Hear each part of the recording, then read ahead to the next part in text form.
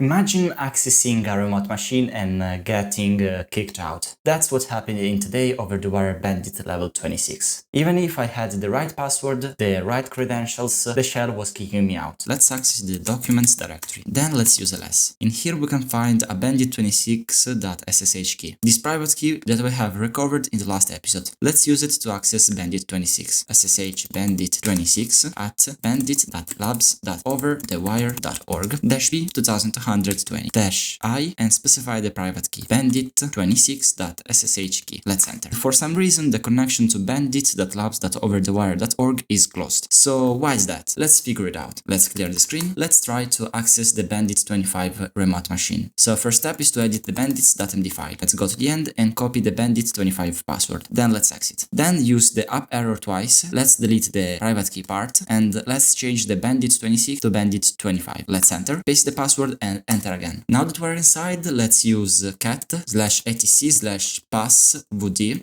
Then let's grab the bandit26 user. What we are doing is printing the etc/passwd file that contains all the shells of each user on the machine, and we're looking for the user bandit26. Let's enter. We can see that the bandit26 user is using the user bin show text as a shell. So copy the path and let's use cat and paste the path. Here we can see the usual shebang. It's exporting the term as Linux and it's executing the command more, trying to read the text.txt file that is located in the home directory under bandit26, and then it exits. Probably the error comes from the command more. The problem is when you try to open a file with the more command using the exec and the file size is too small, the more command crashes. So let's try to understand how to fix it. Let's exit the remote machine, clear the screen. To solve the more command problem, let's try to resize our window to be a little bit smaller. In this case, I will open another window and let me clear, and I will open another under here and let me clear. Then let's decrease its size to something like this. Now that the window